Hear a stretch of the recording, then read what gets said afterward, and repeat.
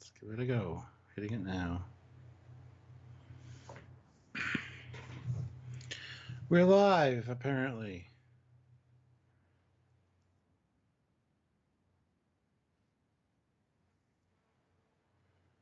Can you hear us? Hear us, hear us, hear us.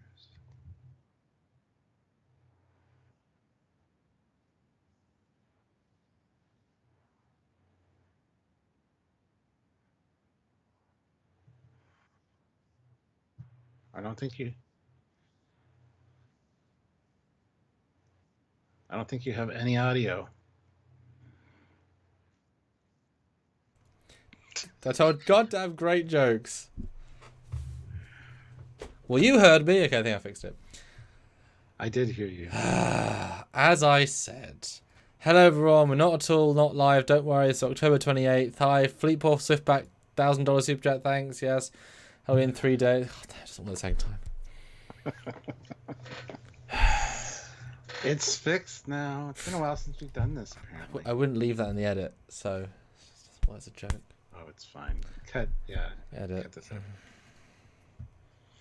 All right, we're back, and we're here today to talk about lower decks, of course. Oh my God, Mark Lawrence, $5. Locarno lives. Oh, we didn't think he died, did we? We had no idea. No. Mark gave me a live super chat donation in a video. He had a $10 Canadian Canadian $10 bill, and he hands it to me. It's a live super chat donation, so it was great. And then he said, I want you to say this, Stuart. Okay, Mark. Mark Lawrence says. That is exactly true. We have joked about that a couple of times doing live super chat. I'm like a little paddle. $5, $5. You shout something out. Like an auctioneer. Yeah. Yes. That would be quite fun. Yeah. So how you doing, Sam?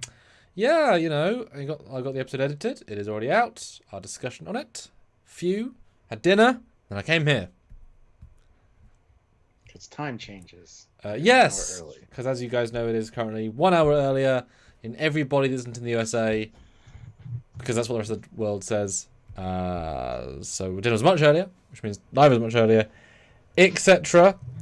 I had the dentist this morning, so I had some work done. So in that video, you can hear I'm slightly something as my mouth is numb. It's mostly better now, but it's not perfect, but it's mostly there.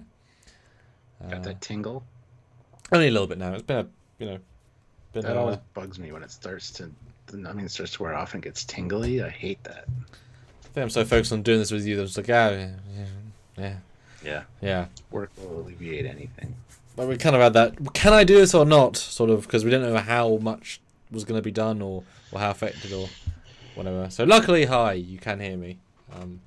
Slightly uncomfortable to speak, but I can't really avoid that. So I'm not going to stop not speaking just to. This is a review. It's important. I'm going to start with a poll. Go start a poll. I'm back from LA, guys. I'm working on editing the video together. About halfway through, I think. And it'll be available not this Wednesday on the Captain Foley personal channel, but a week from this Wednesday. So stay tuned for that. Dr. T is king, member for 7 months at the rank of Ensign. You. Says Talin returns after missing how many episodes? 9 out of 10? No, not 9 out of 10. Or is that your score for this episode? Maybe. Yeah, she missed a few for some reason. But that's okay. He's back now, and that's what's important.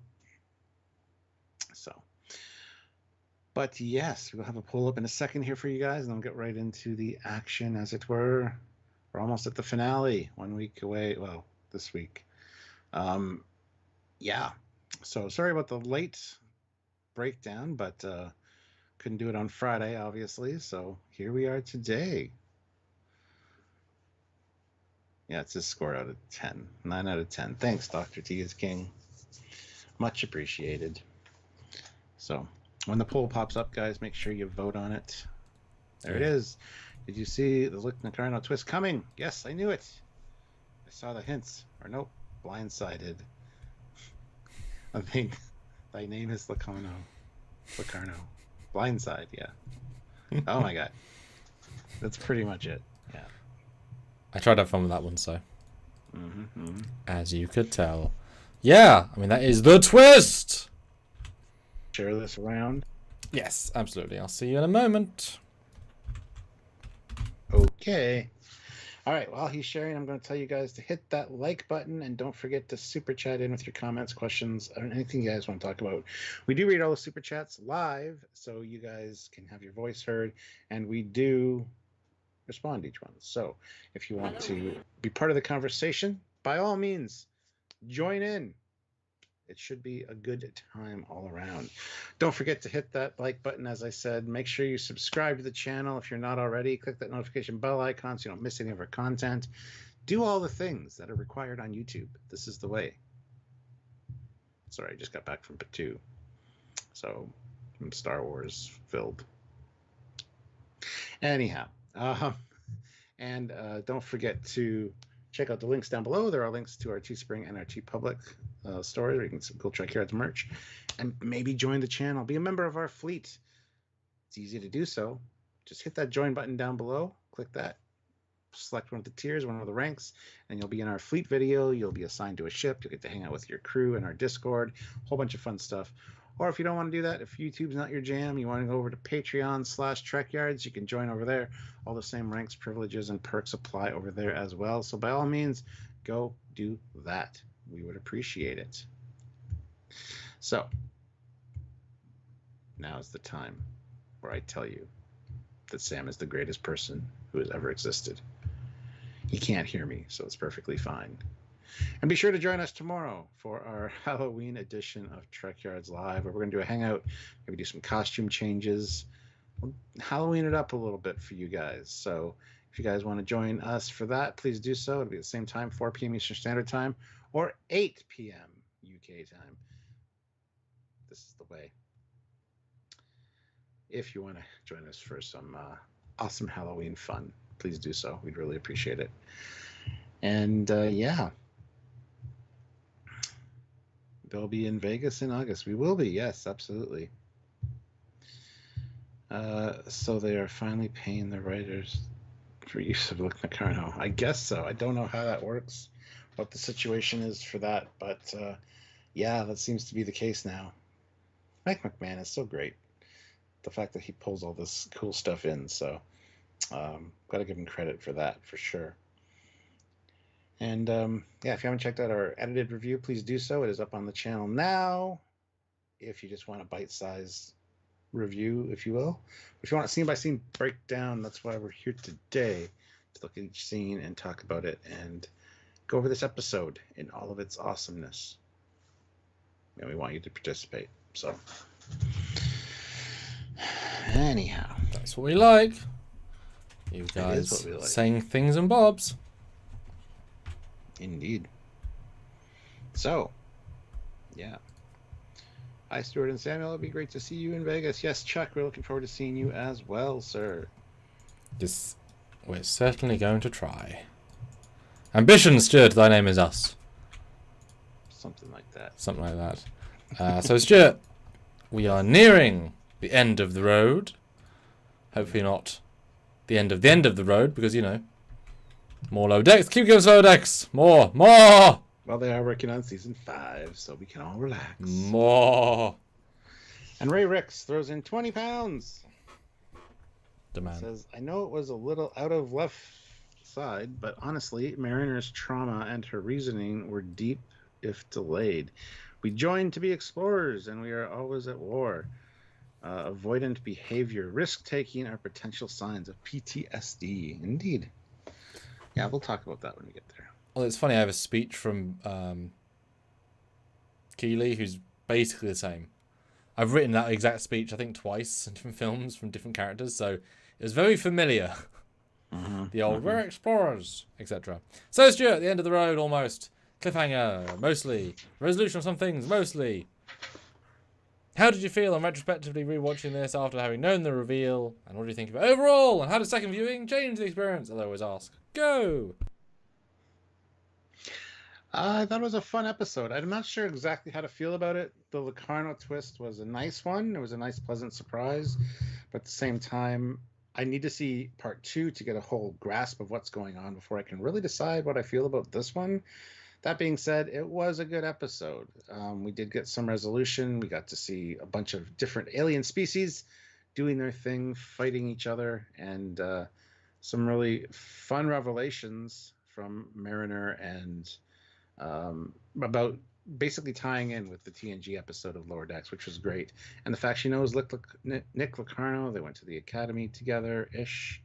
Not sure exactly the timeline for that, but it'd be interesting to find out. And yeah, we still have some unanswered questions about why this is happening. Who's in charge? Is it Locarno? Maybe. Is he the ringleader? I don't know. We will find out. But I was pleasantly surprised by this episode. And overall, it was a good piece of Lower Decks yet again. Don't know if it really built up as much as it should have. Mike McMahon said the last 2 episodes are awesome. This one, I don't consider it awesome. I consider it very good. It's just good Lower Decks. Like I said, after seeing part 2, I'll be able to kind of gauge it a little bit better. But overall, I enjoyed it. And I think the Nick Locarno thing coming back and, was a nice surprise.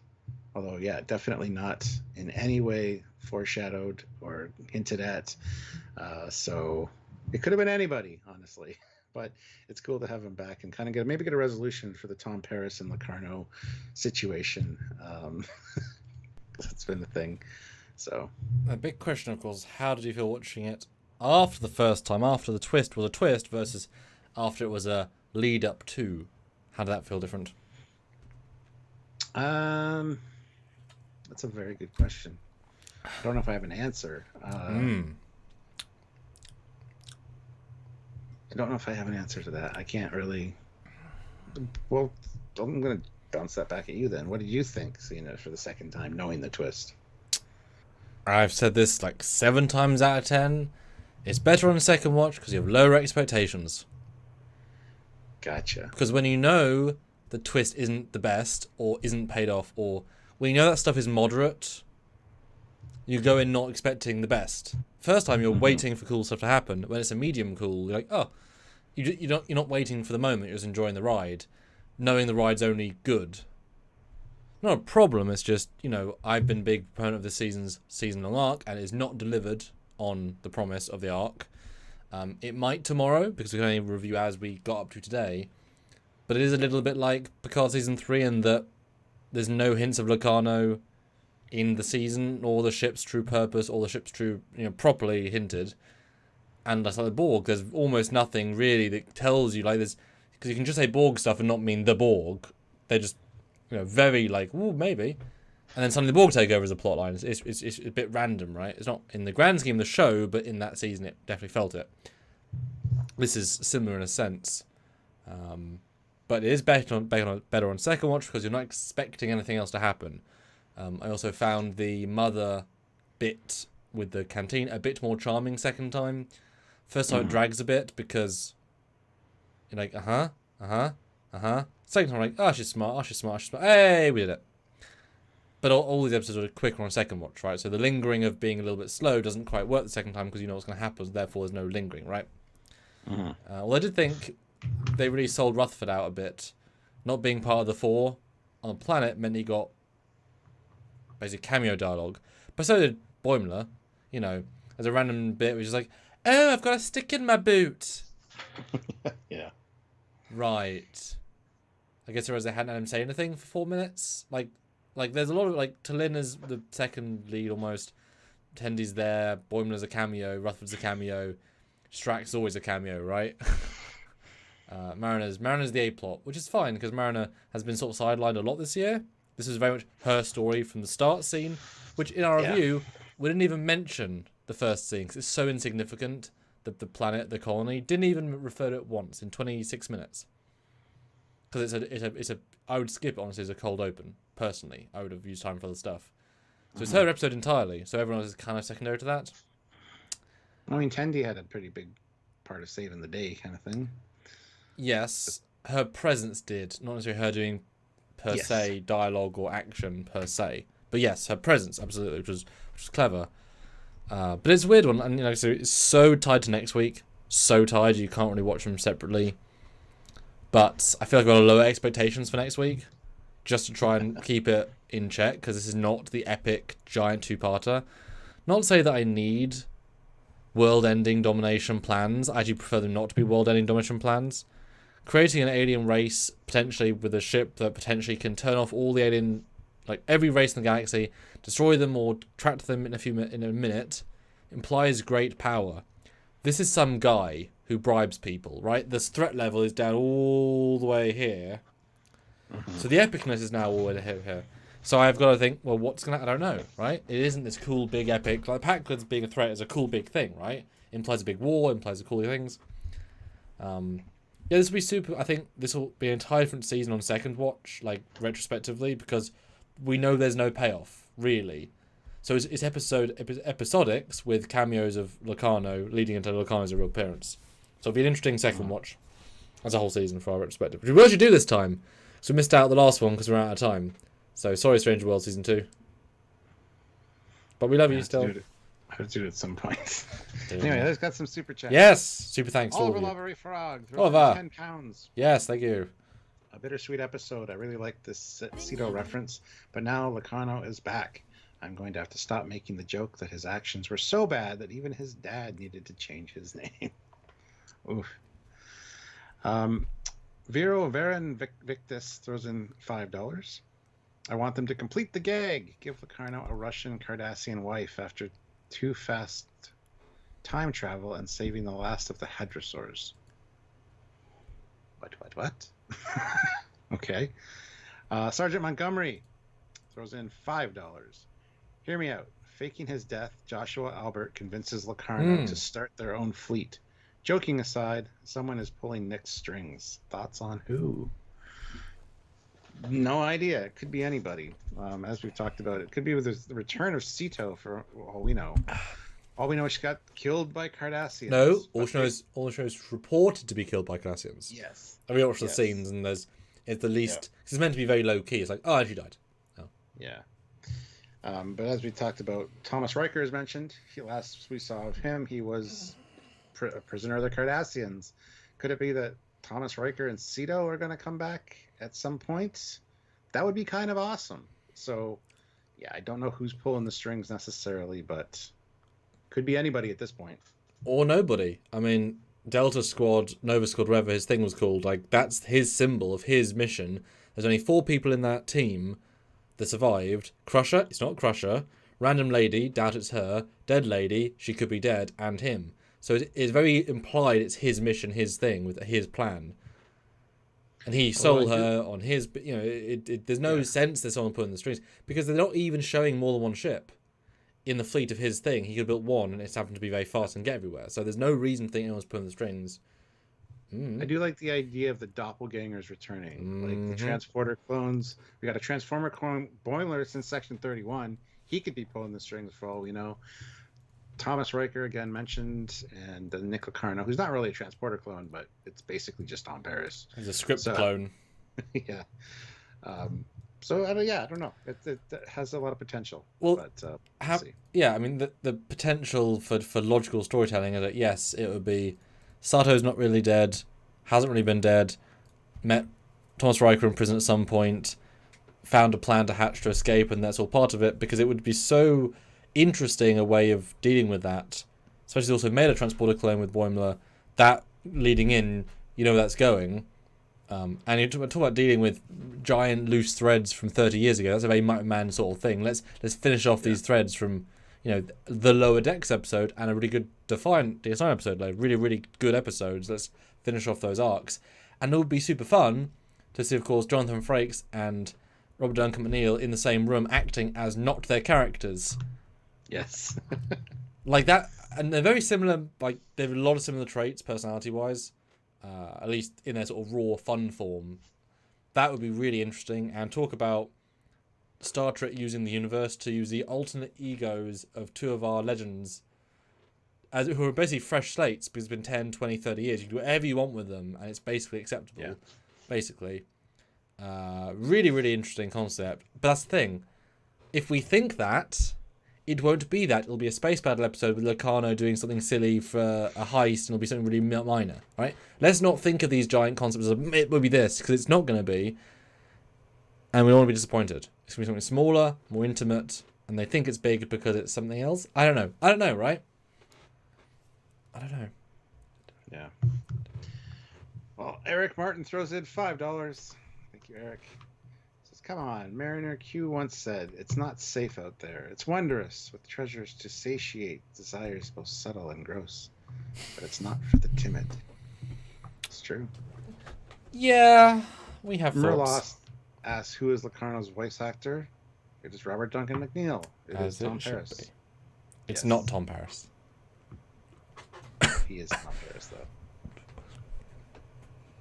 The actor literally plays Tom Paris.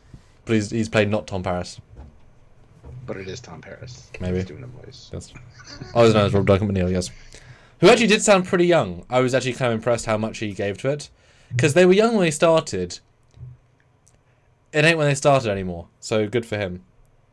And I do appreciate, from what little we saw of him, he's not this dark grump.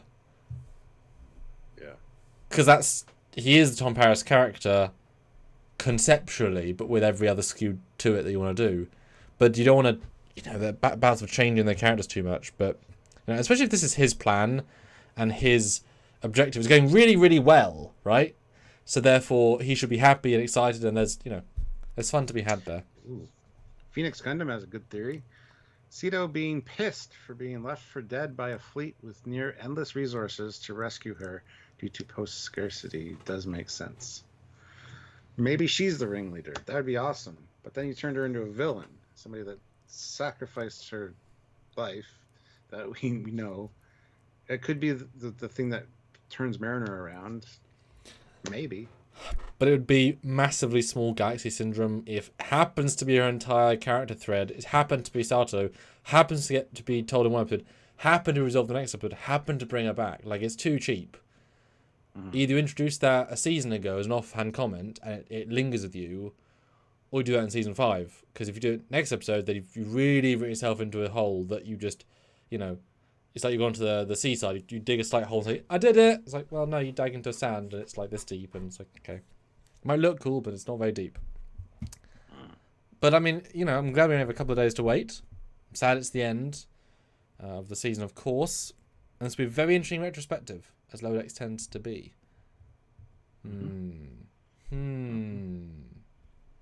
So, Stuart, we start with entirely grand scheme, not important sequence.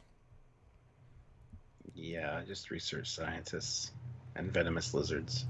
We're not aliens.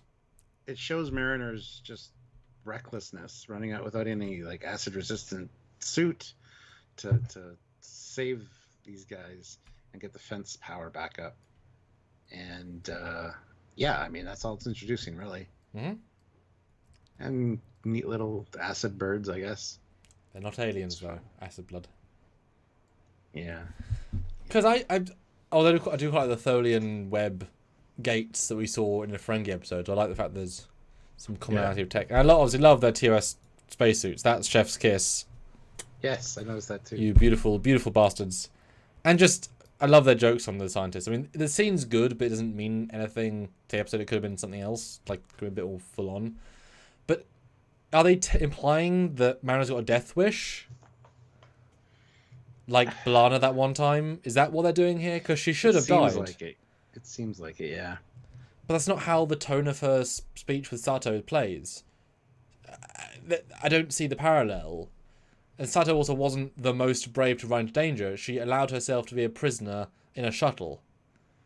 That's not a running out of danger, being brave. That's I'm going to passively let myself be probably beaten a bit and attacked a bit and then hopefully escape after a bit of talking. I don't understand the connection per se. And I thought we'd move past her beating up people for no reason. If she'd use smarts, maybe, but being that reckless, it feels like she wants to die, but there is no link to that later on whatsoever. I don't understand it, really. Yeah, the explanation for...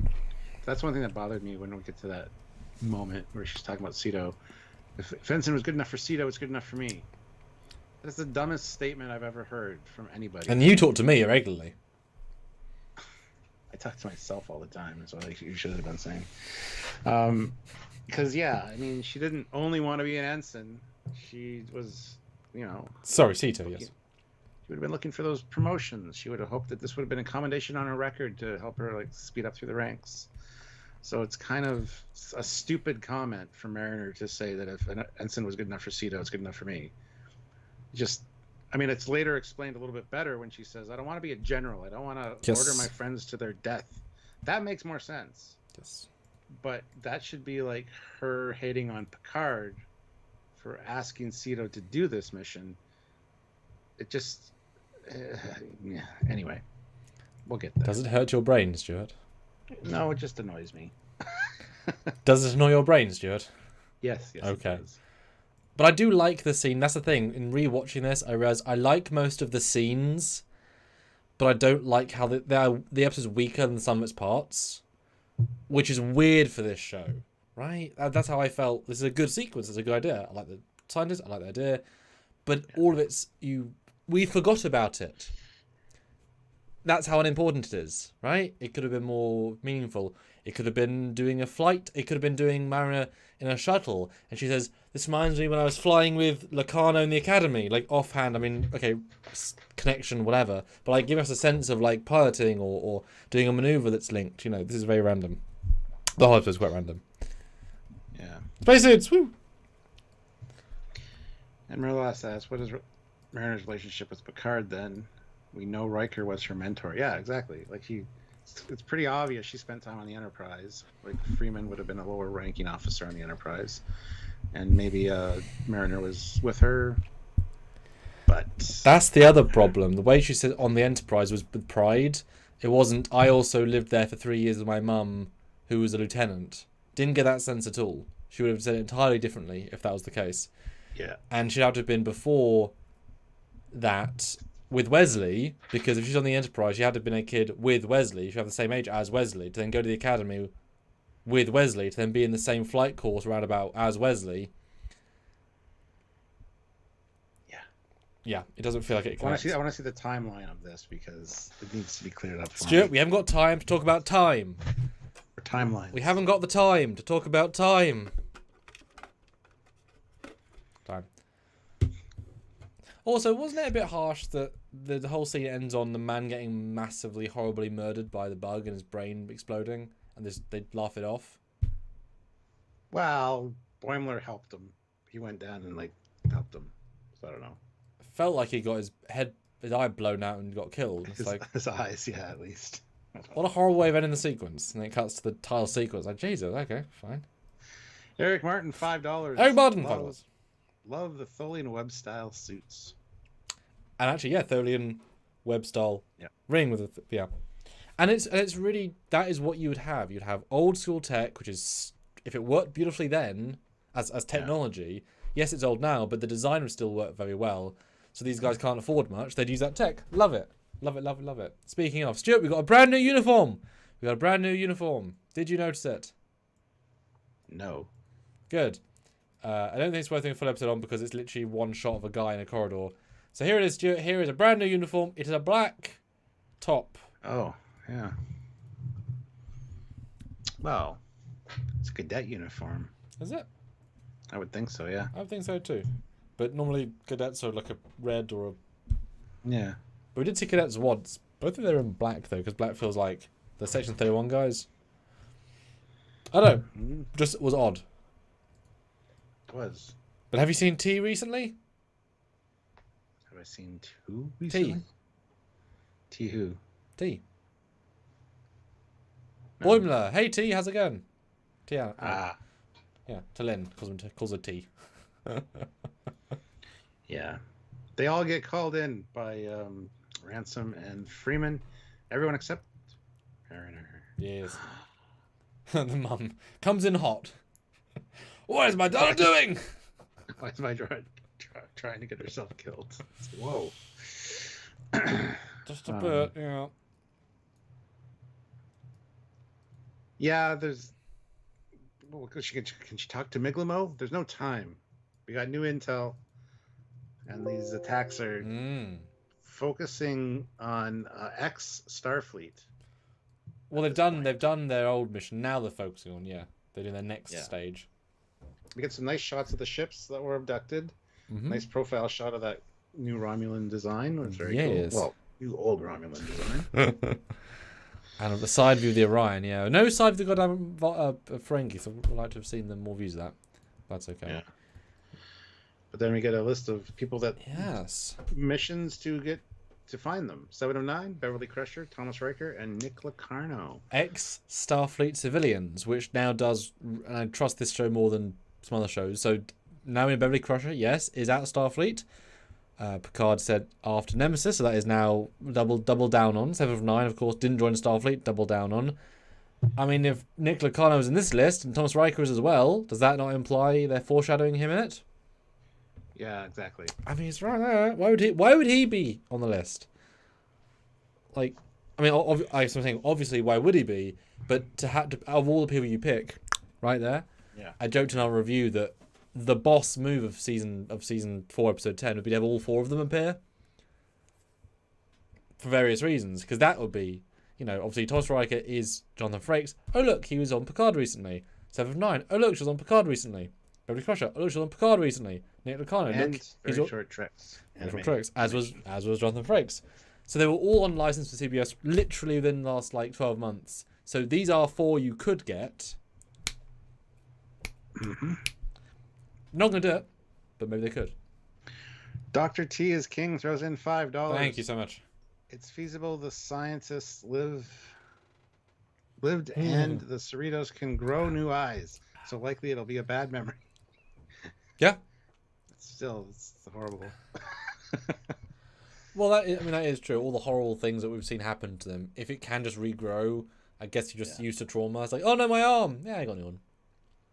Oh, the guy will just grow you a new leg. The guy in the cave. Said as if it was nothing. Yeah.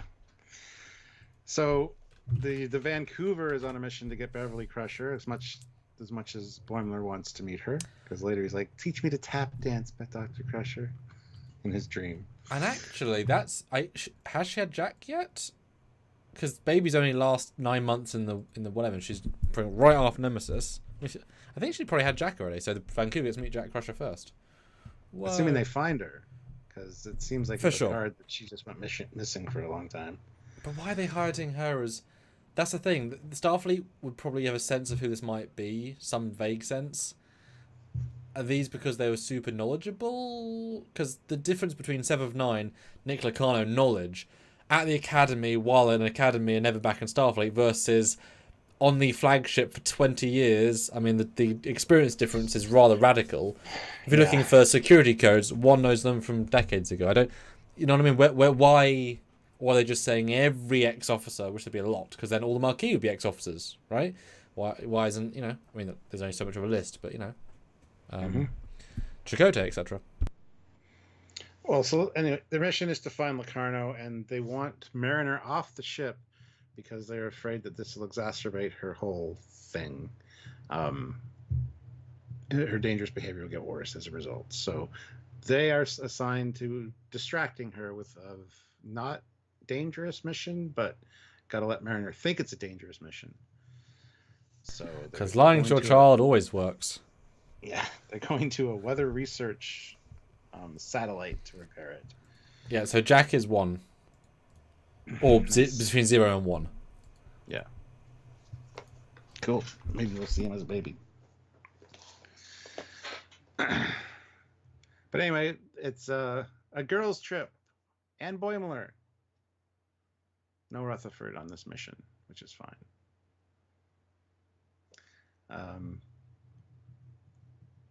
Anyway, they're not telling her much about the mission. She doesn't think it sounds threatening. But T'Lyn points out that there's a 2.47 times perilous if you don't know the details. Fine, don't tell me anything. Yeah. That's Vulcan manipulation right there.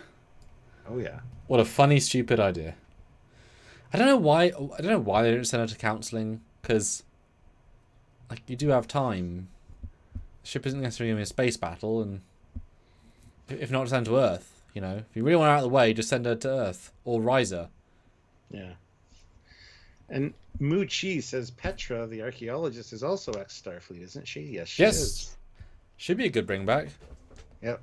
Oh, I wonder if she's in the fleet, because that would be an interesting callback to Nick recruiting her. But then she's working for Admiral Picard. Yeah. Yeah. Interesting. So we get this old ass weather satellite. Since when is this dangerous? I don't know. We could hit by something. Anyway, but it finds out that actually there's been tampering to the satellite, which I missed the first time. Yes. Because you have no idea the context. That worked better second time. And I was really listening to the dialogue about the planet second time. I wasn't the first time. Yeah. And isn't it great? They even say, middle of nowhere. This is absolutely a nothing planet. Which is why they put them there. It makes more sense. Yeah. And then we gotta zoom in on a Klingon bridge, and it's like Starfleet. It's like, ooh, okay, Klingons are involved. Interesting. And they are cloaked, and they are having a grand old time. Yeah.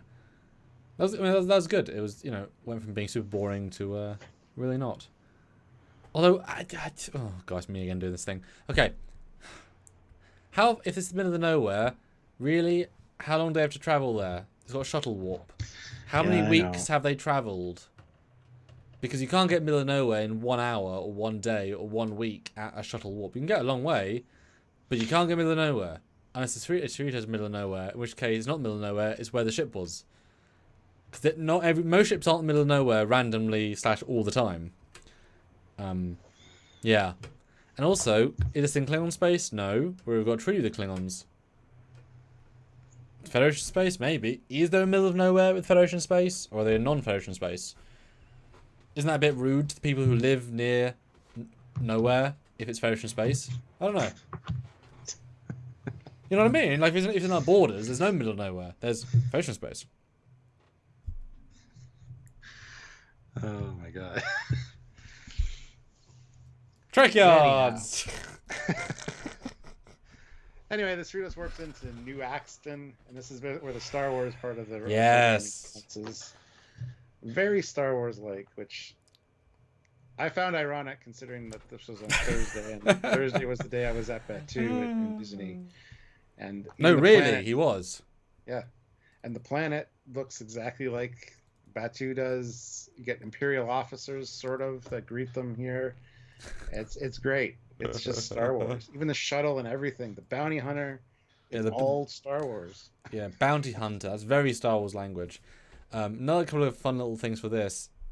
They've got that planetary shield like in Picard season 1.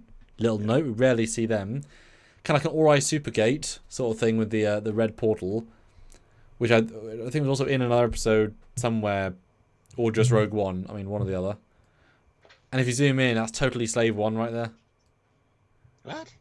I mean, not literally, but like that's totally Slave One. Oh yeah. Thanks, buddy. We have fun here on Trekyards. We do, guys. Super chat your thoughts, comments, questions. Are you with us on this? Thanks, Phoenix. Yeah. Yeah, then we meet the Imperial officers who are like, go park your ass by the second moon. There's a shuttle every 3 hours. Every 3 hours. And he's also English, isn't he? He's very... Oh, why are you doing that? Why are you doing that? Oh, what are you doing? The moon!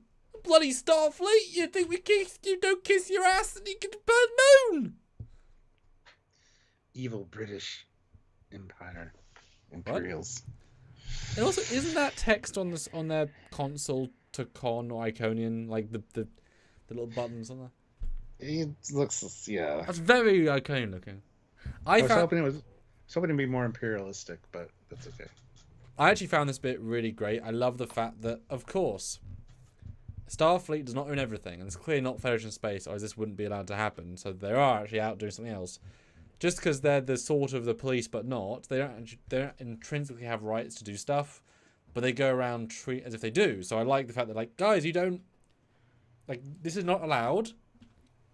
Yes, they're being a bit mean about it, but like, yeah, I mean, you can't just park anywhere. You're not exploring some unknown world. It's our base.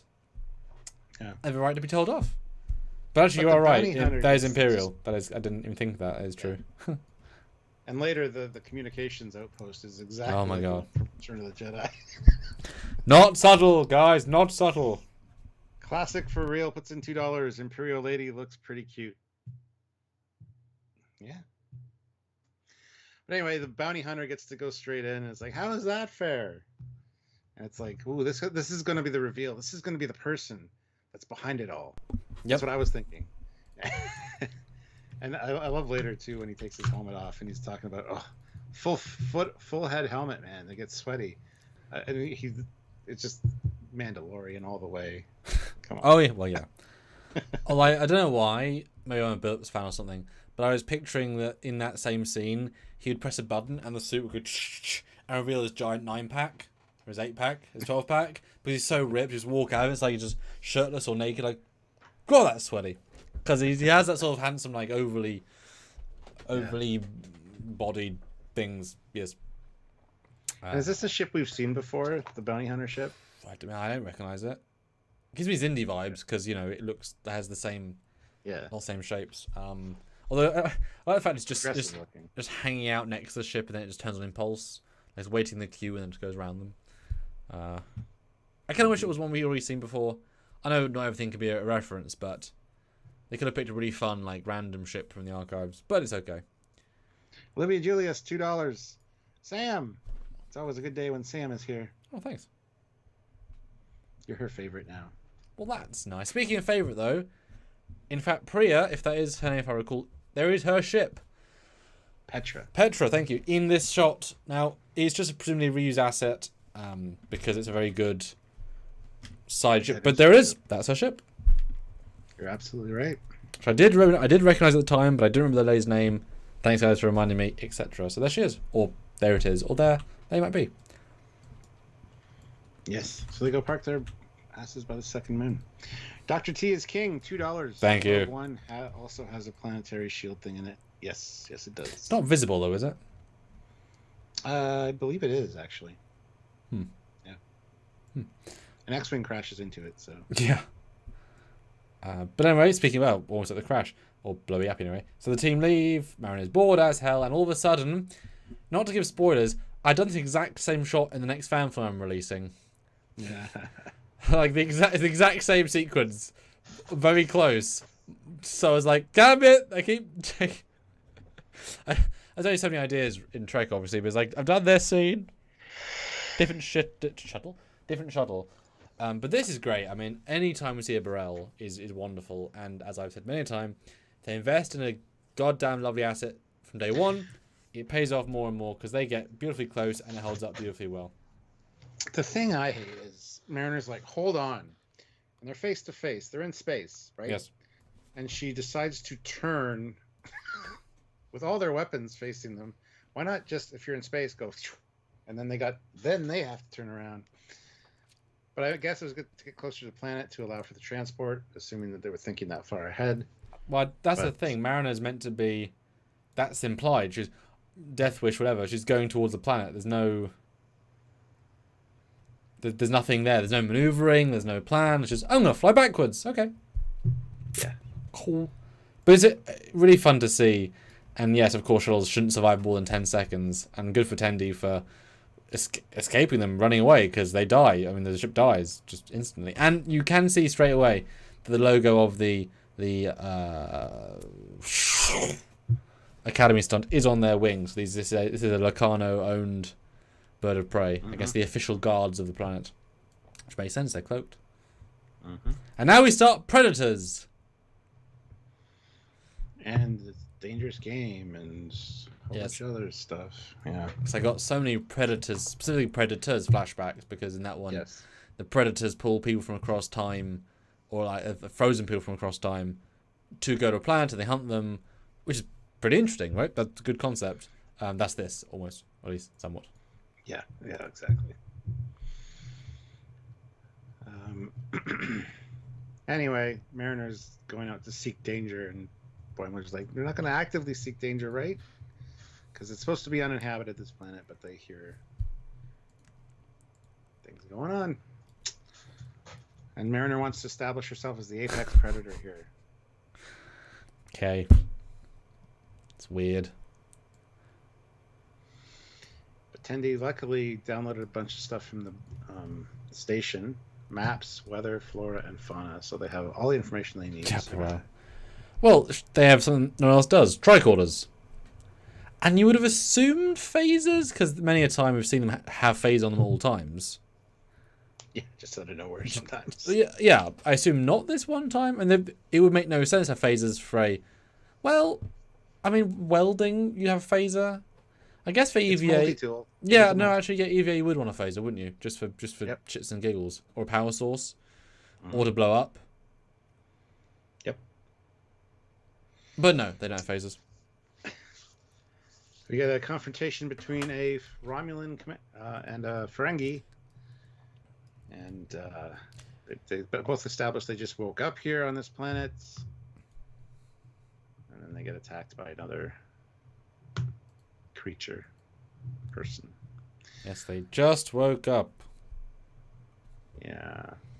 Which I thought was quite a nice twist and a good way of having the audience be, it's always tricky to tell the audience anything. And so having them trick is an effective way of maybe they are lying, but that is what happened to them originally, and you can tell that's the context. That was quite good. Yeah. 64 people watching and only 39 Excellent. likes, guys. Hit that like button. I agree with Sergeant Montgomery. Hashtag like spike. Yes, because we're getting near the end of the lower deck. So make sure you support with the likes. Liketh us, guys. Liketh us. We need your praise and tell us that we did good. We need your love. All of your love. Anyway, Mariner decides to jump in on this and to get involved, and hashes it out with the Romulan commander, and then gets dragged away by her friends. Yes. But pretty interesting little fight scene. So. And in second watch, I loved seeing the guy's purple blood. It was a nice hint. Because they deliberately hide his Klingonness for some reason. I don't know why that's meant to be a reveal. Like, I don't remember him from Wage Douche. So he doesn't... This is just some guy. Him being Klingon or not is not... I don't know... Why was that hidden? I don't understand the nature of it. Like, it wasn't the guy with the... I didn't even realize that was the Klingon until you just said that. So, there you go. Yeah, he takes the... off. I In that forgot. scene. Yeah. Yeah. Okay. Yeah. Purple blood. Fine. That's the hint. Eric Martin, member for 12 months at the rank of captain. Thank I've you. been hitting like for 12 months now without being told.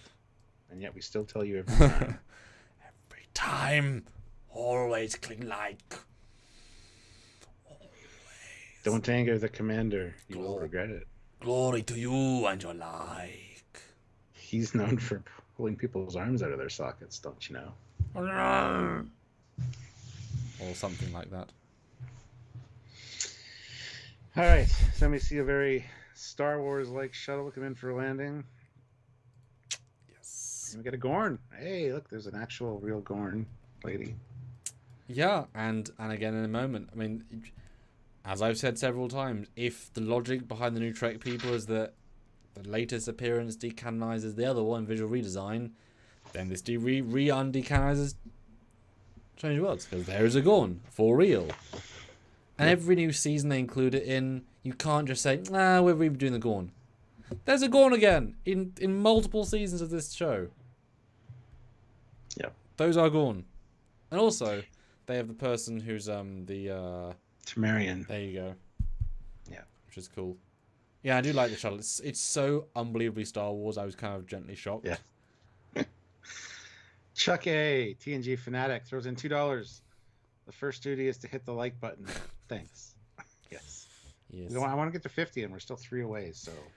And guys, we're at 56 votes to the poll. I would love to get to 60. I know 4 of you haven't done the poll. It is free. It is right there. Click it. Let's get a vote going on that. Let's get to 52. Let's get 6.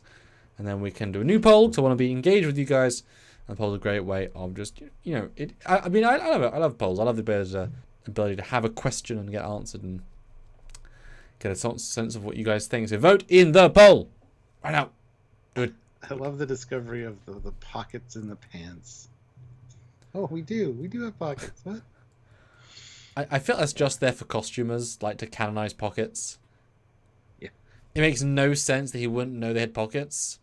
Or I suppose if you've never had pockets ever on duty ever, you're not gonna look for them. Maybe is the joke, I guess, because is that if I can't be retconning TNG because we know they didn't have pockets, but that's retconning lower decks uniforms to have pockets. But I guess it's just for cosplayers.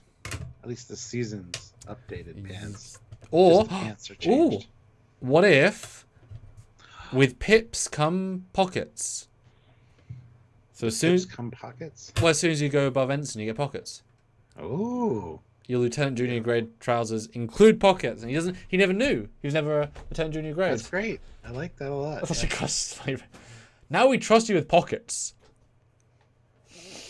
But you've been already trained not to put your hands in your pockets. Is it? Exactly. Pips equals pockets. Pips equals pockets. I like it.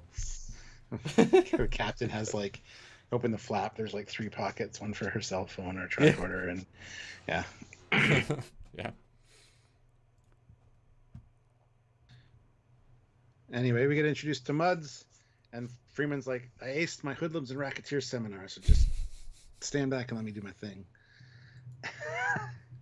Anyway, we're a free roaming gang. We're here to, get some information. Super subtle. Well, yeah, you're dressed in Starfleet uniforms, so that's a 2-hour wait. Which again, I can relate to because there was a 45-minute wait to get into the cantina at Galaxy's Edge. So, see, I like the idea of theme parks, except when you realize that you have to get up there at 10 a.m. and then you spend over half the day in lines, over half the day. And sometimes the lines are super cool though because they weave you through everything and there's always stuff to see. But I mean, how much can you look at the same 5 things after 40 minutes in the same whatever? Or it's not 5 things. There's just so many different rooms you go through. It's great. They really do a good job of doing that now, where they change it up and make it interesting. Yeah, because you'd have to. Because it just, like I said, someone with back pain, they're standing relatively still for a long time. And having kids. I mean, if you had 3 kids who were under 5. I mean, go on that ride. Yeah, teach them patience of waiting and not doing anything, and then often the ride is like 7 minutes. Mm-hmm. If you're lucky, and you wait an hour for 7 minutes. It's such a weird idea to me. That's why I've never done them really. Yeah. Well, when you watch my video, you'll see because I'm excited. The stuff in the queue. I look at all of it. So I'm excited.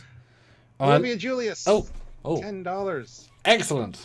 Even though Stuart and Sam are the most visible members of Trekyards, people like me are in charge of moderating the chat. Please say thanks to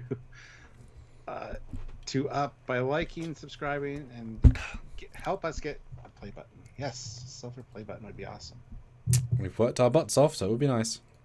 Mm-hmm. But I do like the fact there's that Klingon guy chilling out as the bartender. It looks very like the Star Trek 5 guy / crew, kind of a fun mix of the two is the vibe I get. Yeah. And I wish that, I don't know why they said the Zorks, which was a payoff to that, because it felt very... Yeah. Again, I think it's the Galaxy's Edge reference. You can wait for the cantina, or you can head on over to the Ronto Roasters or the other place. One has really good food, one has okay food, and then it's... Okay. I don't know if that's what they were doing, but... Maybe. It just felt like I mean, all these episodes are so short. Using 30-second on a joke that has no punchline for me is like, yeah. Okay, this planet we don't know is gonna have a thing that we don't know. We're gonna forget as soon. It felt like an odd. I kind of thought they were gonna go there and do something meaningful, or Lacano was gonna be there and like something's gonna happen, but no. I love how bounty hunters get priority seating. And a very full bar, very very full. I mean, that wait is justified. Yeah. And then tripods get in. Discount on tripods. Tripod life tripods get a discount today. Yes. That's pretty great. Oh! They get ambushed by Cardassian and then taken out. That's that scene. Yep, pretty much. Oddly short. Evil looking Cardassian, too. Yeah, they tend to be animation. Classic for real, $2. Olivia's right. Just ignore that Fleet Paw guy. Ooh. Who? What? Who? Fleet Paw. Never heard of her.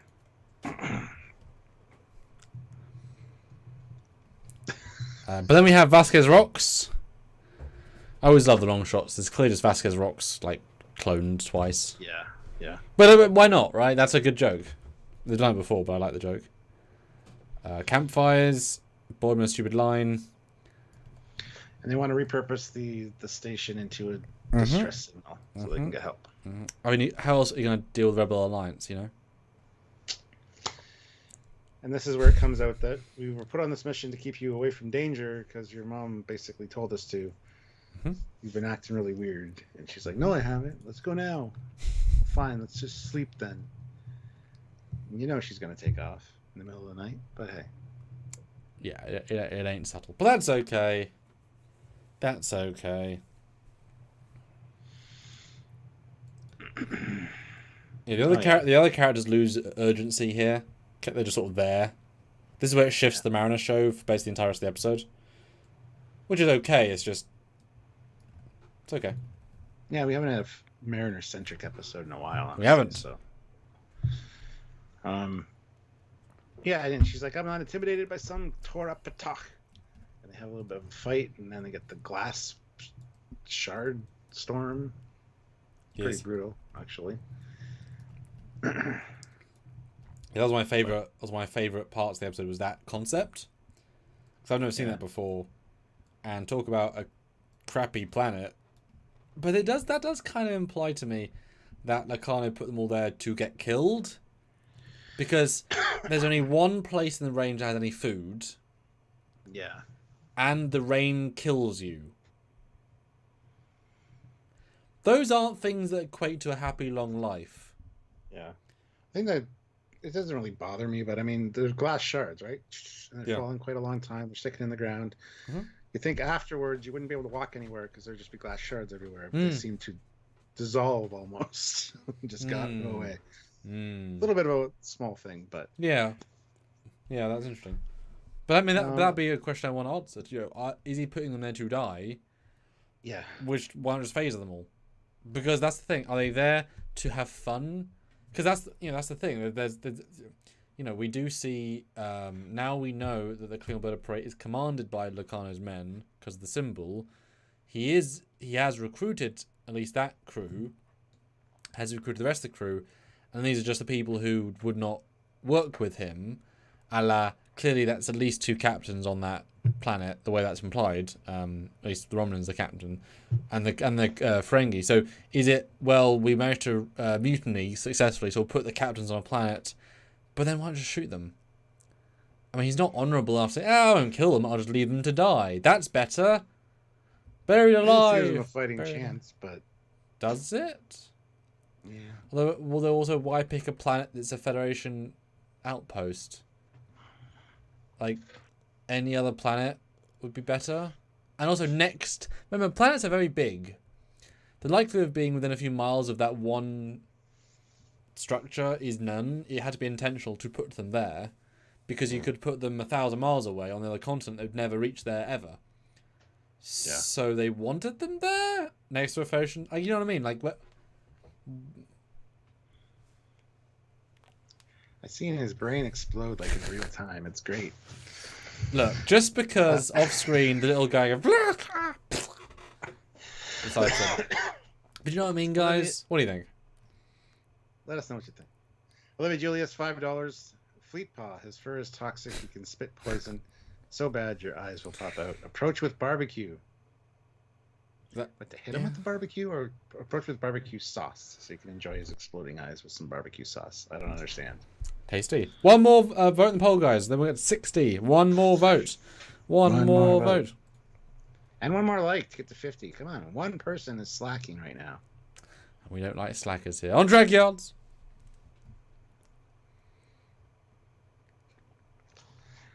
Anyway, they get into the protection of a large tree. Yes. And they start talking. Glory to you and your tree. This planet has no honor. It stabs me with its rain. I like this Klingon. He's obviously much younger. If he is the same wage douche guy, he's clearly like in his 20s, really, really young, really unknown. The Enterprise! Like, he's really... Marina's like mid-30s. She's already been like... From the animation, they look the same age. Radically different age. Radically different experience. But I like that, you know, he's the fresh newbie that's like, you idiot. Why you do what you do? You're stupid. Yeah. And then we get all of the answers, Stuart. My God. As she blurts her soul because the story needed her to. Yeah, well, one of them's going to be dead soon anyway, so I might as well tell you now. Yeah. Got a promotion she didn't want, and she modeled herself at the academy to be the perfect captain. And then she talks about Ceto. I mean, just want to read the speech, Stuart. It's quite important. Okay, fine. Usually don't like when I read everything. Yeah. That's the thing. I don't hate Starfleet. Back at the academy, my dream was to be a captain. I modeled myself after this perfect friend. Ceto was everything I wanted to be. I mean, she made some mistakes, but she rallied. She graduated ahead of me and was stationed on the Enterprise. The Enterprise.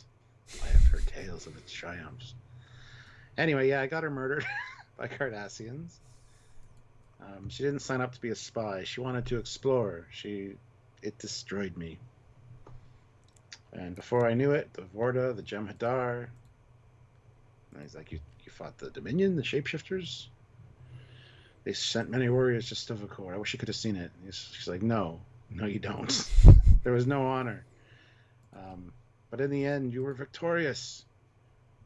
Well, Starfleet is supposed to be about solving puzzles, the mysteries of life, not fighting wars. I don't want to be a general. I don't want to send my friends off to die. And she throws her pip. I just want to be an ensign. If it was good enough for Ceto, then it's good enough for me.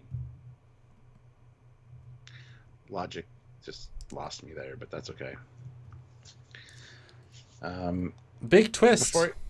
Before I continue, Dr. T is king, throws in $2. Maroonian people is an honored pirate tradition. It is, actually. Yeah. Yeah. To just maroon them on an island. To kill them. Because it's fun to let them die slowly of hunger and dehydration. Yeah, you don't have to see it. You just dump them off. If they survive, they survive. If they don't, too bad. Mercy killings, You man. don't have to kill them. Don't have to kill them by killing them. But we 62 votes, though. I asked, did you see the Nick Lacana twist coming? Yes! Loses! So no wins. Nope! Blindsided. Blindside, the name is Lacana. 81%. And 19%, which is like 11 people. So those of you that said yes, you saw it coming, can you please explain how? I thought it would be a 99% one, Stuart. I'm honestly kind of flabbergasted that 19% saw it coming. Tell us how. Or are you all Mike McMahon's alt accounts? Are you watching, Mike? Did you see it coming because you wrote it, Mike? Is that what you're telling us, Mike? Mike, say hi in the chat. Yeah, I love the next part of this Klingon thing, though. It says, in the past, Klingons believed humans were weak and easily defeated, but your species has proved it's to do. Ceto was a warrior. You do not honor her. She made her choice. You want to solve puzzles and mysteries? Well, your friend gave her life to protect that. She would not approve of your actions. And Mariner's about to get pissed, and she's like, actually, you're right. She'd say I was acting like an idiot. Dignity poll. Yes. And Mariner also goes on to say, but Starfleet could do better. I'm not wrong to call out bullshit when I see it. And then he hands her back her pips and says, honor your friend, slay your enemies, and study your, what is it, plants? I mean, yeah, sometimes it's plants. It's great. I mean, he doesn't know. They don't do science in the same way, so I don't know. Yeah. What do you guys do? I mean, scan plants, scan, And then talk to people, big scan. hug, which he doesn't hug. Anyway, the new poll is up, and it says, what did you think of the TNG Lower Decks connection and reveal? Love the TNG link. Interesting. Nah, should stand on its own. Mariner isn't the right age. Weird. This is what I was waiting for. Go vote on the poll, guys. No right or wrong answer. Just what you guys think. Yeah, and besides the oddity of this reveal, it's a good scene. It's very out of Trek shorts. Sorry. The Starfleet love. It does give her reasons for things. I like the Klingon a lot. I think he was really good in this scene. I hope he comes back again. If he's already been very douche. Again. Does it make sense, like you say? Does it make sense, her rationale? As I said in our review, there's a famous clip now going around of Sato, or Sati, whatever her name was, sorry, saying, Sito, I had no friends. Everyone left me and didn't want to talk to me after the event. And yet Aaron is clearly saying, I looked up to her, she was a really great friend. Well, in TNG, she said you had no friends. And that wasn't very far off from other TNG when she had friends who then betrayed her. And I don't know. I mean, friends is variable, right? What age were they? Were they comparable in age? Actually, wouldn't it have been good? Because actually, my dad just watched the episode as well. And he said, I don't know who Sito is. Why would I? And Lacan, I barely knew who he was. Like, unless you know who this person is, this means very little, right? And why would most people know who this is? It's a one-off, well, two-off TNG character, right? You can easily miss them. Yeah, when they first said Sito, I was like, who's that? And then they explained that she got... And they just put the pieces together, and it's like, cool. But shouldn't they have done a sort of a visual flashback like the start of season 3? Like, wouldn't that have been obvious here to show a cartoon version of Sito? And then you had Lucano behind her and Crusher, and like that was the place you do it. Because most people, or a lot of people aren't going to know what on earth this is about. Now, obviously, you'll create intrigue and go look, but you need to know that episodes to get this, otherwise just something that happens off screen, right? Well, it's like Ahsoka. You need to know Rebels to know a lot of what happens in Ahsoka too. So it's one of those things. But this is the show made for us, right? It's not made for average people. It's made for us. That's why this deep cuts. Yeah. But yeah, was she, year 1 in the academy when Sito was year 4? What is the age range? As you said, she didn't want to be an ensign, therefore staying an ensign doesn't work. It does make a lot more sense, not wanting to send people to death. I think that vibe is better. But as you said, that would be more pissed at Picard then. There's no vibe of pissed at Picard ever. Not once. Any episodes. That is not there in the dialogue. Because the idea of being an ensign and being... Because Sito volunteered. Whereas if you're a lieutenant, you sometimes have to do the thing you don't want to do because you've got responsibility. So I could see that making more sense. She's scared of dying for in a non-interesting way or whatever. So she's not hiring rank, and she doesn't want to lead people, not hiring rank, but modelling after someone who she barely knew, and if she knew well and would know her ambition is high, that doesn't really work very well. Yeah, there's a few problems here for sure. But it could be explained well, I think, by Mike. I have to interview him at some point, and he'll say what he's going for. But I do like the shift it turns in Mariner. She then gets friendly. I love the hug. That's very sweet. And then she boops his nose. I'm your friend now. It's like, Jesus.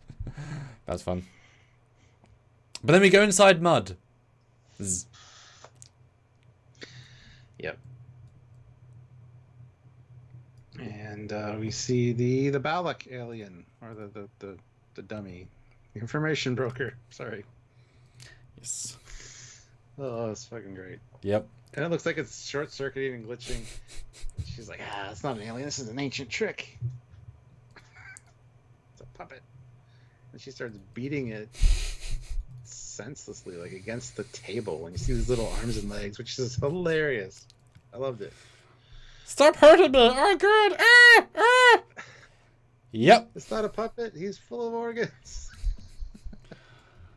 Yeah, this is great on many levels. I thought this was... So again, all of these scenes individually are really quite good, but it's so different from the rest of the episode. Although I do think the scale of the prop doesn't line up with the puppet version versus the hands version. There's a disconnect of scale and way it looks. But that's why it's funny. Yeah. All of its appendages are hidden under its cloak. That's why it looks like a puppet. But yeah, I mean, what did you think? I mean, Mr. TOS, man, I mean... Did you get the glee of TOS? I did. It's great to think that, Balak was a puppet, but it's based on a real alien. And it wasn't just the torso just because that's all he wanted to show. That's exactly how they look. I think that's kind of hilarious. So it was a nice touch. Yeah, I mean, it's beautiful. And again, keeps TOS sort of canon. I love the idea. I mean, as this is saying that either this is the first Federation alien race that meant to our galaxy, or do they base their robot on someone from our galaxy?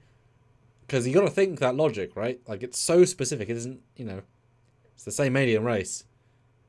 Yeah. Or did maybe Baylock, when he came to our galaxy, pick a random alien race he thought looked kind of cool and utilize menacing, use that as a, which is great. I mean, it works either way. Especially as this alien, I think, while I would have probably argued a week ago it was based on something, I wouldn't have had that strong an argument to go on, right? But I love the fact that it's now retconned a 60-something-year-old idea into, yeah, he copies an alien who many races might. I mean, this is not a small task, being an information broker in a dodgy place. And I mean, they say it's quite an important planet. This might be quite a well-known race. It's quite a well-known dodgy thing, right? Maybe its brain is so big it can hold thousands of secrets like that. You can now do stories with this alien race, which you would have had weird justification to do from TOS. It would be like, yeah, it could be, could not be. Like, I like that. It does change that entire piece. And starts to move like a puppet, though, and have smoke and sparks. It's crazy. I love it. He's like, I wasn't going to sell the Nick Lacana information, but now I am. To anyone but you. And then the bounty hunter comes up, and it's like, no. Oh, no. And then, get out of here, Starfleet, you losers. Oh, my God. Mm-hmm. That's great. The First Federation is from another galaxy? I mean, possibly. I thought that's what they said. I thought they went through a galactic barrier. Or is that the Andromedans? That's definitely the Andromedans. I thought they said they went through a... I might be remembering it wrong. Yeah. Anyway, then we get the return of the Jedi bunker. Almost exactly the door shape and everything. Not seen since Endor has a bunker been so well guarded. But the Ferengi are gathering fruit because this is the only area where the trees bear fruit. But it's obviously under the control of the Orions. So, and now everybody's there. The Binars, the Romulans, the Orions, the Ferengi. They were all waiting to pounce, clearly. Yeah. And the Cardassians even show up. Mm-hmm. It's a party! And yeah. Mariner calls a timeout. It's like, Starfleet trickery. Yes. She's honorable. She will speak. And that's where we find out that wait, hold on. It's also 2 of each race. Look. Yeah. I mean, you can assume maybe some died in between, but that's not what they're implying. I felt maybe that's the first. Maybe they were dropped them in pairs all over the planet. So. Or is it the first officer and the second officer? I don't know. That is odd. 2 of each. I mean, easy to animate, obviously. But that's very intentional feeling. Yeah. But here we get the reveal that someone fed lies to the lower officers. Yes. And they basically shut down their systems, which allowed this to happen. It's like, hey, the same thing happened on my ship. And the Banner's like, too true, man. Which is an interesting double reveal. I mean, we kind of certainly assumed, this is why people say the whale probe might be the people behind it, because they can... Oh, isn't that sad when you come up with better ideas? Like, more interesting ideas. God, imagine episode 1. Oh, it's not whale probe, it's Nick Lacano who's paying people to mutiny. That wouldn't That's the stupidest idea I've ever heard. That's definitely not a thing. That wouldn't have been on the betting pool. But that's what it is. All it was they just bribed people to lower shields. And, it could just be that Nick reached out across the airways to like dozens of Klingon and Vulcan and all these different ships and said, hey, anybody want to earn 5,000 Quatlus? Just, I need your ship. Our captains won't do it. Yeah. Throw him on the planet. Like, that could be as simple as it is, because money speaks. And if he found wealth beyond belief and he's trying to build Armada, he isn't stealing them. It seems he is... Well, then why tractor beam them then? If he makes the crew work for him. They've all got warp still. I think they're confiscating the ships to create a fleet. But if the crews are working for Lacano now, why would they need to tractor beam them? Well, just the lower decks officer. He's just made a deal just to get the ships. He doesn't trust them, I don't think. So, yeah. The Klingon crew. Once you find out that it's actually a bamboozle, you might turn on him again. So just better get everybody off the ship. You got the ship. You use it as you need. So maybe he left the Klingon crew because they proved their worth, on the bird of prey. Because that's the thing. They were part of the original plan, yeah. Because next week, I mean, is it going to be an X-Star fleet on all of the ships? Is it going to be the crew? Because it'd be weird to see a crew of Orions fighting with a crew of Ferengi against... we don't know, right? What's the context? Yeah. But Mariner basically says, whoever did this to us is our enemy. We need to pool our resources and fight and work together. You want revenge, right? That's the important thing, right? Think about the revenge. Yeah. You guys like revenge. And Mariner says she's not going to fight. So she's about to get stabbed by Orion in the arm. Which, as you pointed out too, she gets stabbed all the time. So. And in fairness, that would have been funny if it kept going stabbed in the arm, the exact same place. Not again. Yeah. Why do Orions always get me there? But no, Tendi shows up, and now I'm rewatching the scene. She's below them. Oh no, she jumps down. Okay, she jumps down. Okay, I guess there's tree cover. So the Prime jumps down, Stuart. The chosen assassin of her house, and makes the other Orions her bitch. She does indeed. And now there is more of them that can help fight. Yeah.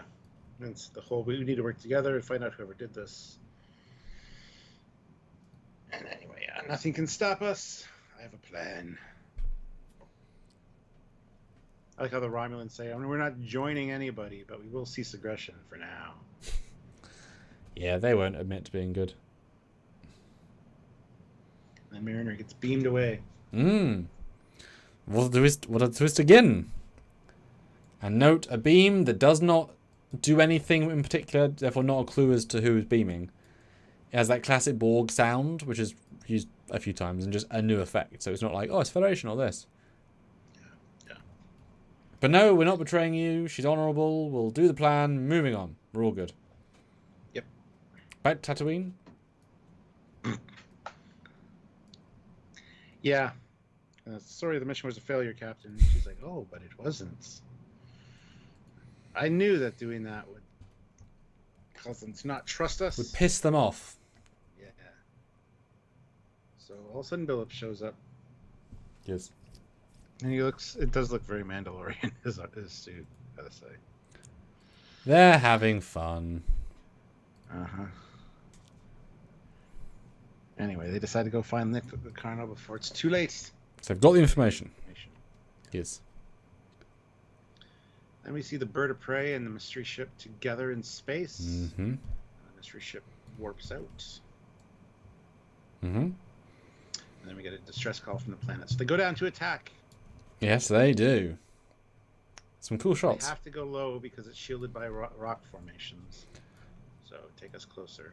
You must go closer, even if dangerous. And it's really cool to see a bird of prey in orbit. I mean, it's a very nice, fun thing. And it does confirm it's a Burrell. Because that shit ain't big. That ain't no Cavort. Because that is a tiny, tiny bird of prey.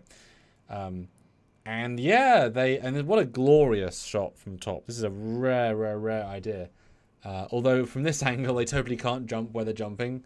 It's really far away from this angle. But obviously, if it was actually over, then the cliff would have to be in a lot because of the wing. Otherwise, they jump like this. Yeah. So it has to be over them, and they jump into the middle. So they can't do this jump. And as you said, it would break all their legs, or at least Boimler. Roll off. I mean, I'm sure Klingon and Vulcan and Orion could all live, but Boimler's dead. Like his legs are dead. But I mean, it's a fun idea. I mean, stealing, and as I said in the review, now it explains where season 4 Star Trek 4 postering, because each season they've done a poster to represent the film franchise. They're now ending the season with stealing a bird of prey. And I wonder if Boimler's going to make a bounty reference. Can we call this Bounty A? Probably. That would make sense, because it's a fun idea. And it shows, that little ship that can. Bird of prey can't do much, but it can cloak, which will be very useful for their final engagement. It'll have all the information of where to go in the databanks, so that skips them right to the end of the narrative. It's small enough to go places and whatever. And they've got the combined knowledge of some Bynars, some Ferengis, some Romulans, and some Orion. That's a hell of a team. If they're captains, their knowledge is at the top of their game. If they're really all going to work together properly, that's a hell of a command staff to run this Bounty A. Grant McGregor, $5. Thank you. Jumping from so high onto the bird of prey bothered me, as no one broke their legs onto that hard Klingon hull, and the fact they got into the Klingon hull so quickly as well. Like butter. It's a spaceship. It's got to be. Yes. It's got to be resistant. So. And there's not even really an implied note. This is his ship. Like he served on the ship. It's just some bird of prey. Doesn't even like. I know there's damage on deck 7. And that's like just cracks open a thing. Oh, did you love how the Nick Lacone's house is just Jabba's palace? Mm-hmm. Like, that's great. Yeah, but. Although, did you think at this point that Nick's the problem? Is he? Did you like what did you think was going to happen at this point? Because we've only got like 3 minutes left. She's beamed away. They got the bird of prey. They're going to find Nick Locarno. What did you think was going to happen at this point? I thought they were going to find Nick Locarno and ask for his help. I didn't think he was on the mystery ship. Yeah, I thought the twist was going to be he is there. He is actually McNeil, and he'll be essential for next part, because that would have felt like enough of a twist to actually have McNeil be there and be helpful and be useful, because he didn't have to be, right? Yeah. I don't know. They go in. It's they take over the bird of prey. It's pretty easy. Let's be honest. And yeah, I love how he's like, get us back in orbit right away. We can't because the hull's breached now. True. And our Klingon friend absolutely bites the throat out from the guy, because you wouldn't have blood like that if you didn't. Oh yeah, he ripped his throat out. Love the purple blood though. It's very striking. And they have a bird of prey now. Cool things, cool beans. And we find out that Nick Locarno has detailed schematics for this mystery ship. Full orthographics, in fact. Almost. And there's a magnetic, or a pin, at least with a K in it. Is that going to be important at some point? Is that a kid's toy? Don't know. I didn't think that was funny. Yeah, clear kids' magnets were like, okay. I was like, oh. At this point, I'm like, oh. We're doing that, are we? Yeah. And then we fade from the ship to the ship. What in the minimalistic hell is this? It's a great line. Although it reminds me very much of the Discovery 31st Century style. Yeah. Simple, oops, minimalistic. And I mean, at this point, you know what's going to happen. There's no hint. There's no, you know what I mean? Obviously, he's here. Obviously, he's behind it. Like, you know, we're already ahead of the show. All died. Hold on. Yeah. Everything good? Yeah, just Premiere swapped his orientation, so I had to reset everything. Keep going. And then somebody comes in, and she goes to punch him, and hey, whoa, relax. Nick Locarno. First name basis. We're going to cause some trouble together. Thinking that maybe that's implying that he knows the Priya lady, whatever her name was, to know that she's a bit of a rebel. Because that would make that would feel logical, although she's too nice for that. Yeah, he's got the symbol of the maneuver on his chest. That's become his thing.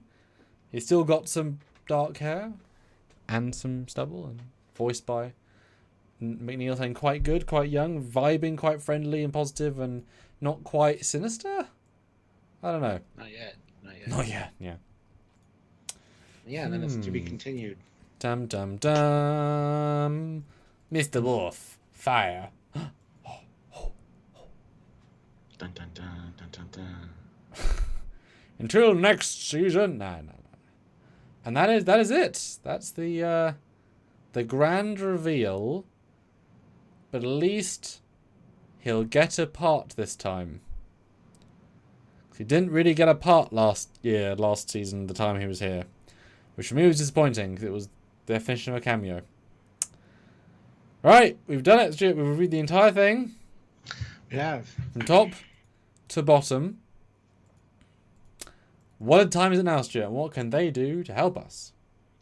It is that time of the show where you guys put in your scores. Please super chat in your scores, and I will read those. That's a score out of 10 for anybody who doesn't remember. We want to hear what you said about this episode. So super chat in. I will read those after we're done with ours. And then if you want to just put in the regular chat, Sam will read those at the end as well. But we're going to give our final thoughts, reviews, and scores. And we want to hear from you guys. Everybody throw in. And run the poll as well. There's 67 of you. If everyone puts in $2 for thought, that'd be amazing. And we'd love to know what the consensus is here, what the vibe is, what the community thinks here, because we don't know.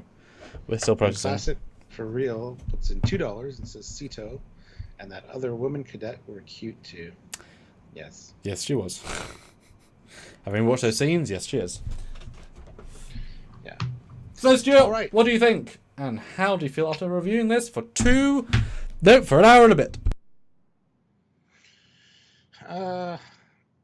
Again, it's a good episode. It's a good Star Trek episode. It's a good Lower Decks episode. It doesn't feel to me like it should be part 1 of 2 of a season finale, though. Unless there's something epic that happens in part 2 that pulls this one a little bit up more, in my opinion. Nick Locarno coming back was great. Seeing all of the species working together, or not at first, but then coming together, is going to be fun, I think, in part 2. There's a lot of really interesting stuff here with like the glass shard rain and the whole predator's planet, as you put it. It's a good reference. So I mean, yeah, there's definitely some intrigue, and I was surprised with the Locarno twist. It's great to have him come back, Robert Duncan McNeil, to do the voice for him. So that's all fantastic. I just hope it's a good payoff. I want to know why this is happening, what the actual plan is around it. Hopefully we'll get all the answers we need to, and it's not left on a little bit of a cliffhanger to the next season. I hope it's all kind of wrapped up, but it's a lot to wrap up in one episode. So I don't know. Has your opinion changed since we've reviewed it all? Not really. I mean, we definitely had some good discussions in there, so I always do appreciate that, because like I didn't realize that the guy that attacked the Ferengi and the Romulan was actually the Klingon, because I'm stupid. Because shut up. You've got LA lag. It's fine. LA lag. Yeah, that's it. All those 3 time zones, really just hits you in the noggin, eh? Yeah. So no, my opinion really hasn't changed. I still like the episode just fine. It's going to be hard to score, honestly, because I don't think it's the best of the season, but it's still really good. I think it's the Lower Decks problem of just because it's not the best Lower Decks doesn't mean it's bad by any stretch of the imagination. At least we got a little bit of an answer for Mariner, and we got to tie in with Lower Decks TNG episode, which is also great. So score-wise, for this season, oh my god,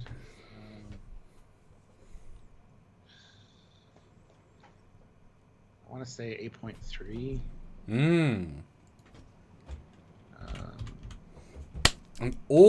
So this isn't all of Lower Decks. For all of Lower Decks,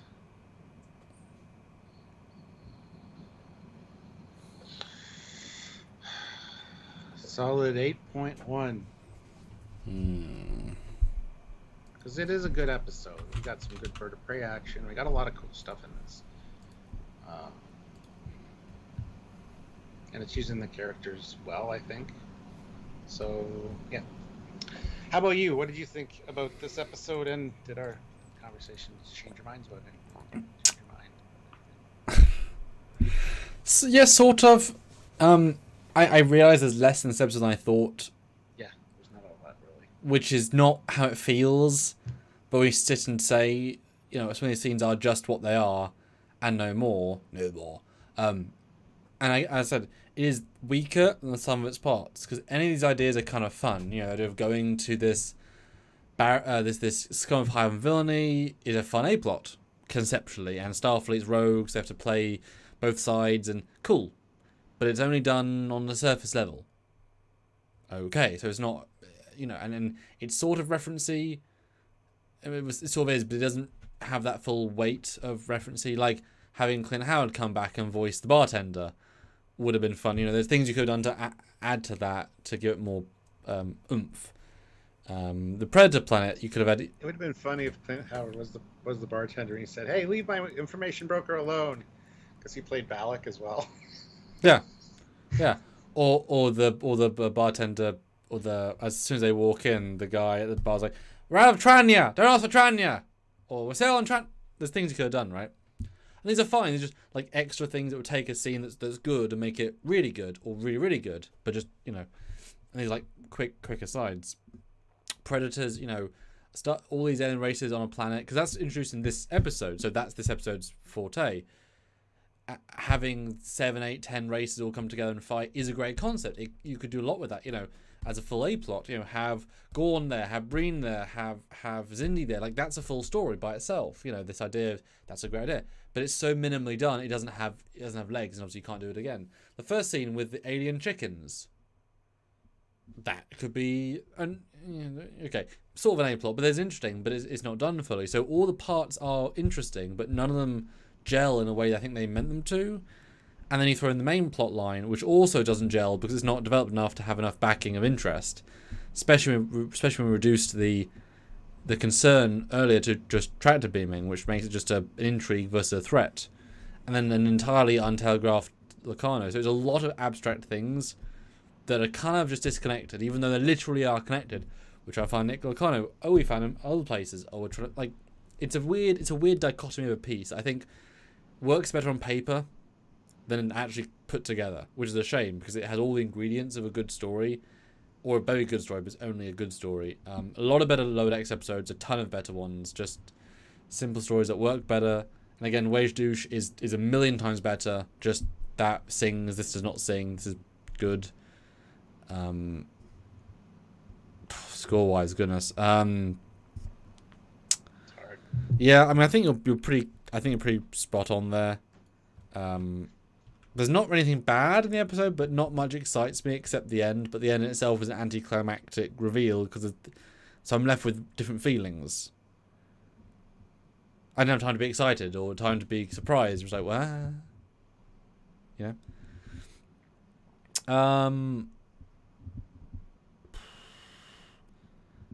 I'm going to be a little more critical than you just because I feel like I should be. I'm going to go 8 for the season, which I think is a little bit generous, to be honest. Like, next week I'll either dip below an 8 or go above an 8. I think that'll be... It is on that ledge of an 8, right? All of Lower Decks... I'm going to go... 7.7. Oh, that was your number. Oops. Oh, that's why I went. So what did I say? I said 8 and 7.7. Yeah, so I'm a little bit lower than you, not a ton lower. But I do think next week will change the scores of this week. 100%. Yeah. Strange, Stuart. Strange new animated show. Hey, better than very short treks. Yes. All right, let's get some super chats. Classic for real, $2. Cute Academy Cadet Girls out of 10. Mark Lawrence, $2. A solid 8. Could go up or down depending on the finale. There we go. Dr. T is King, $2. 9 out of 10. Episode. It had Tillin. Man, she was good. Yeah, nothing to complain about for Tillin. She was good. Ray Ricks, £5. Thank you. 9 out of 10. I like the explanation for Mariner's behavior. I feel there will be an interesting difference to how Mariner and Lacano will respond to Sito's death. Yeah. Yeah. But I don't even know how to feel about that. Like, whether to be excited or not about that. I'm kind of... Didn't even know Lacano knew Sito, until now, so... Well, this you did. They're in the same episode, the TNG one. That's the same team. They're the ones that flew the piloting thing. Sito was part of his team? Yeah, that's why she was introduced. Sito, Wesley, Q Ensign, and Lacano. She was the Bajoran. And then that's why she comes back in TNG. That's why it was a funny thing for the audience. It was like, we're not going to kill an established character because you've seen her before. I never knew they were the same character, so there you go. Yes. Glory to you and your memory. Yes. Indeed. Well, there you go. Here's some non-super chat scores. I hope so. Because we want to know what you guys think. Guys, put the score. Put it in the score. Put the score. Tell us what you think right now. We genuinely want to know. But yeah, that's it. Next week we'll change this week for sure. And it is definitely a two-parter, so. Oh, Crypto Member throws in $2. 8 out of 10 for Puppet Alien. See, again, little great things, but just overall it's not as great. It's weird. Yeah. Sergeant Montgomery, $2. OG Lower Decks and Nova Squad Connect. Brilliant. 8 out of 10. And the Low Decks TNG episode, because that's what she was in as well. So, Donna, 8 out of 10. Phoenix, 7 out of 10. Pumpkin, 7. Marco, 8. Ryan, 7. Eric, 8. Trilobite, 8.5. The Stanley's 8.5. Jason, 7.5. Merlo, 8.8. Rick, 8. Joseph, 8. Drongo is 8.1. Ozzy, 8.8. His mum is 9.1. You can see who wins out on that one. Chris, 8.1. Megan, 8.25. Very consistent. That is somewhat rare. Normally there's a few outliers. Everyone is in the low 7 or the high 7 to 8-ish. Wow, that's interesting. But as you've said many times, you know, Low Decks kind of shot themselves in the foot. They made the average be so high so early that they don't reach their season 1. It's like, well, but it's good still. But it's like, oh, they could do better because they have done better. Yep, that's a bit of a problem. Setting that high bar right away makes little room for lesser episodes, shall we say. Yes. Well, there you go.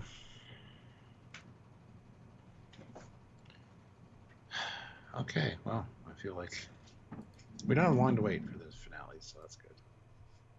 No, I mean, that's abrupt. Oh, and there it is.